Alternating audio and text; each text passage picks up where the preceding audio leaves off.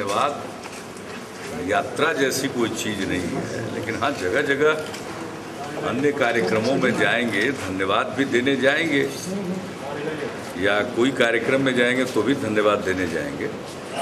वो तो एक अलग कार्यक्रम है, लेकिन जो विकास यात्रा का कार्यक्रम जो चुनाव की घोषणा के कारण रुक गया था, उसके बारे में ज़रूर हमारा प्रयास होगा कि उन इलाकों में हम जाएं। विकास यात्रा के दूसरे चरण के तौर पर हाँ उसका स्वरूप बदल सकता है, उसमें थोड़ा परिवर्तन किया जा सकता है, लेकिन विकास यात्रा की कड़ी में आगे कुछ कार्यक्रम होंगे। उसके लिए हमने रूपरेखा तैयार करने के लिए अपने सचिवालय फॉर्मेट क्या चेंज हो रहा है? सबसे मैंने चेंज अब जैसे वहीं कैंप लगाते थे तो वो हो सकता है संभव न हो बरसात के कारण, लेकिन अन्यथा उसको देख रहे हैं, उसका व्यावहारिक रूप क्या होगा वो तय हो जाने के बाद आप लोगों को जानकारी देंगे। उसके बारे में तो हमने जरूर कहा कब से और जगह जगह धन्यवाद भी देने जाएंगे, वो सब तैयार हो रहा है। उसके बारे में सर जिस रेल मिनिस्ट्री में बिहार की मोनोपॉली रही, क्या माना जब खत्म हो गई? नहीं, कोई राज्य की मोनोपोली रेलवे में थोड़ी होता है। रेलवे तो राष्ट्र की संपत्ति है और भारत सरकार में एक संयोग था कि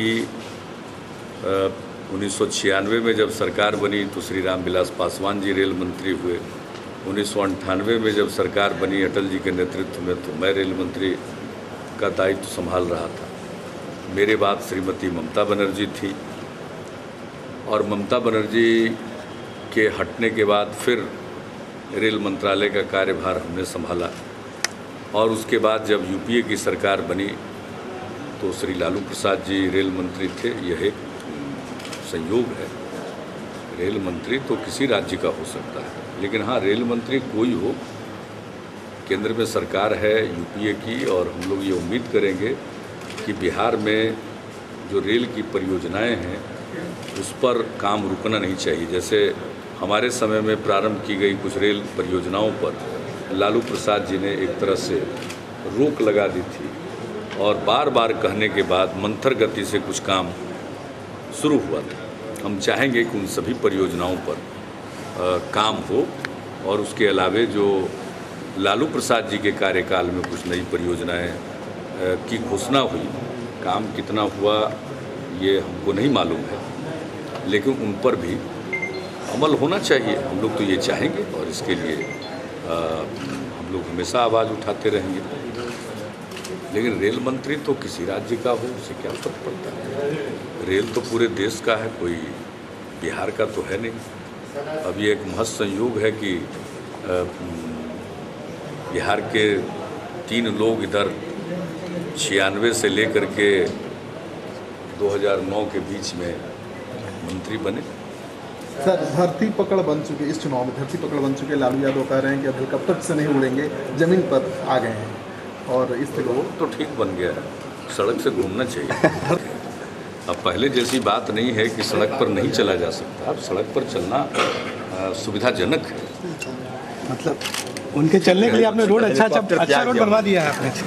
सर विकास मिशन के गठन का फैसला हमारी सरकार का था और महादलितों के विकास के लिए, उनके कल्याण के लिए, उनके उत्थान के लिए कई कार्यक्रम तय किए गए हैं। उनके क्रियान्वयन के लिए आज हमने बैठक की है और इस पर काम कुछ चल रहा था और उसी के मद्देनज़र हमने कुछ निर्देश दिए हैं और उसमें महादलित परिवार और महादलित टोलों की जो पहचान की गई है उसको अंतिम रूप देने के लिए हमने कहा, ताकि उनके लिए जो योजनाएं हैं उस पर अमल किया जाए। अब योजनाएं हैं जैसे जो भी महादलित परिवार है उनको घर बनाने के लिए हम राशि देंगे। अब इंदिरा आवास के अंतर्गत जो आच्छादित हो चुके हैं उनके अलावे जो बचे हुए लोग हैं सबों के लिए आवास का इंतजाम, जो इंदिरा आवास के अंतर्गत आच्छादित नहीं हो पा रहे हैं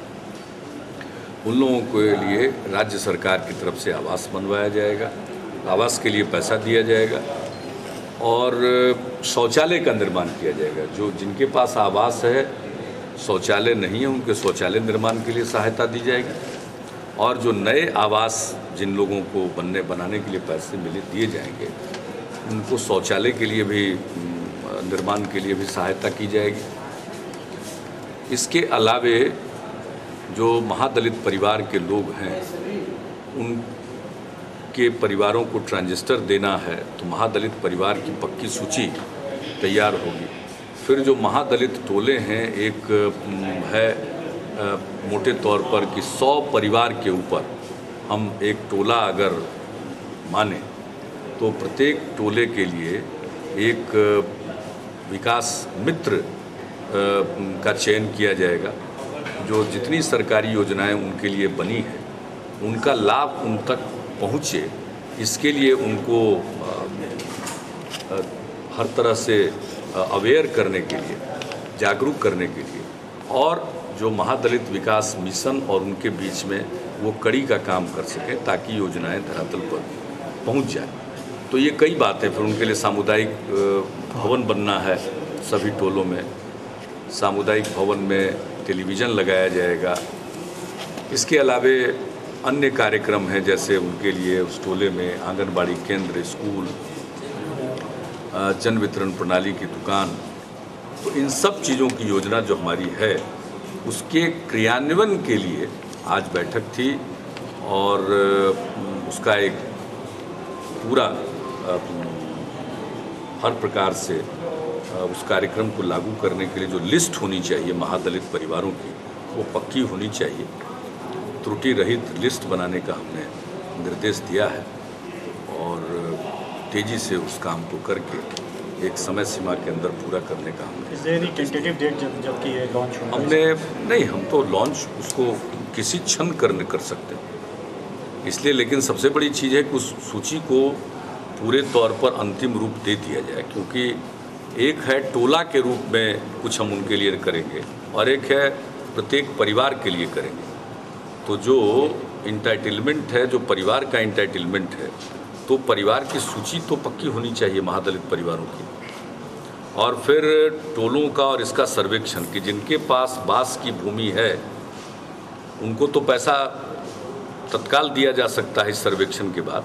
जिनके पास बांस भूमि नहीं है, तो उनको ज़मीन भी देना है।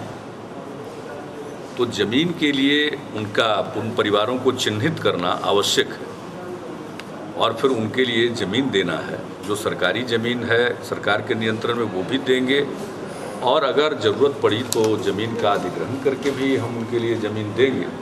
तो इन सारे योजनाओं का आज एक विस्तृत हमने समीक्षा की है। इस बीच में काम चल रहा था, राजस्व विभाग में काम चल रहा था, अनुसूचित जाति अनुसूचित जनजाति कल्याण विभाग में काम चल रहा था। उन सारे कामों के मद्देनज़र हमने उनको स्पष्ट दिशा निर्देश दिया है और वो एक समय सीमा के अंतर्गत, यानी ये हर हालत में सर्वेक्षण का काम जून आखिरी तक पूरा किया जाए, ये हमने कहा, ताकि उसके बाद हम तत्काल कर सकें। क्योंकि इसके लिए हमने धनराशि का प्रबंध किया हुआ है, तो हम उसको लॉन्च करने में कोई विलंब नहीं होगा, लेकिन हम लॉन्च करें उसके पहले सूची पक्की बन जानी चाहिए।